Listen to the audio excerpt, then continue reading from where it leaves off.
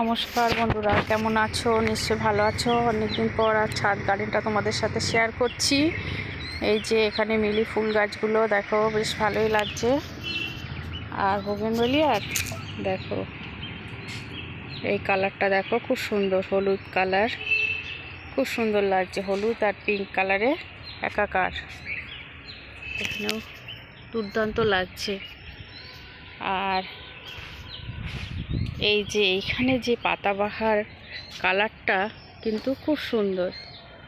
আগেও দেখিয়েছি কিন্তু তখন ভালোভাবে আসেনি। এখন পাতাগুলো কালারগুলোটা কিন্তু খুব সুন্দর এসছে, লাল কালারের, বেশ লাগছে। শীতকালে কিন্তু এটা কালারটা আসে গাছের পাতার।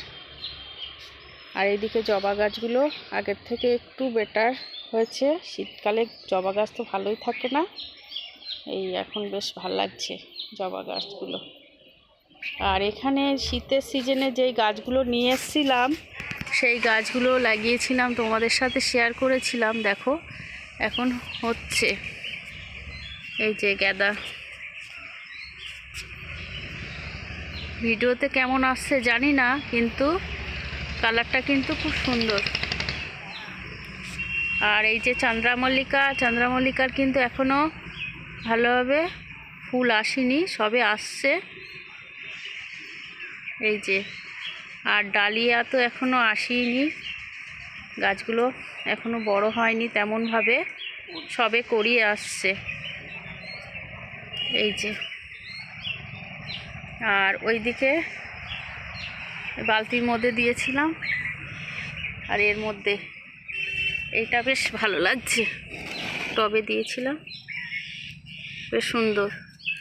আর এখানে ডাল কেটে যে বোগেনভেলিয়াটা বানিয়েছিলাম, খুব সুন্দর হয়েছে, ফুলও আসছে। আর এখানে দুটো গোলাপ আছে, গোলাপ দুটোর কালার কিন্তু খুব অপূর্ব। এখানেই নিয়ে এলাম সরিয়ে, কেননা শর্ট ভিডিও বানালাম ওই জন্য। এই দেখো, খুব সুন্দর কালার।